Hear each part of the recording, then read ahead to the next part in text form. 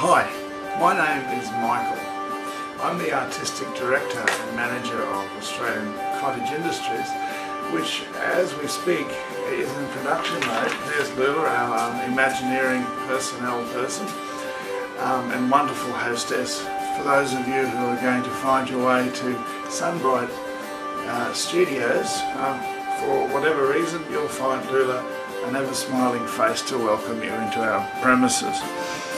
And as I was saying, our project at the moment is a very important one in that it seeks to provide support, inspiration for those who would undertake specialised tasks which we're going to promote as activities. First for children, but then of course we're not forgetting the need of adults to engage in certain artistic expression based preoccupations as well. Our very first foray into the production of DVD support education systems is actually called Making Sandcastles, and as you might imagine, it is quite a challenge to do such a thing. Make a sandcastle, I mean. We think of it as a simplistic child's preoccupation, something that is whimsical, something that is akin to making mud pies, for those of us who may have had the pleasure of making such things when we ourselves were children. But what we're attempting to do in the Making Sandcastles project is to foster into a whole generation of children a work ethic which is second to none in the successful workplaces of the world, and also to instill a sense of safety consciousness. Now you might think, well, how can something as simple or simplistic as making sandcastles have anything to do with danger?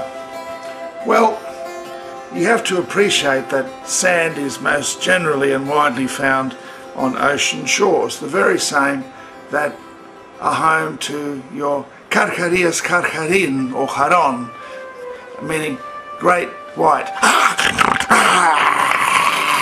sharks. But that doesn't mean that we anticipate that children are going to throw themselves headlong into the Pacific Ocean or others oceans, that is, in order to access sand. No, sand, as you know, is on beaches. The problem facing the sandcastle maker is that in the case of a child, if the excavation for the castle is too deep, the child could fall in and ultimately be buried by the overburden. A number of children have come to this end whilst tunnelling in sand, and we want to make it quite clear that activities such as tunnelling to any depth or tunnelling at all should be forbidden, should be outlawed, not even contemplated. It's far too dangerous. The other thing is, of course, that in excavation, even by a spade, a simple plastic spade by a child, we can leave virtual gopher holes in the surface of a beach wherein passers-by, hapless or otherwise, might tread and find that their ankle has been twisted, or that their pelvis has been broken, or that some other aspect of their physiognomy has been compromised by falling into an unexpected pothole in the usual sandy and flat surface that they enjoy for their exercise. So the two things are no tunnelling, no undermining of sand surface, because this is a weak spot, and those who aren't privy to the knowledge that there is in fact a sinkhole just below their feet can find themselves in the same position as those who might unwittingly fall into a pothole created by a child making a sandcastle.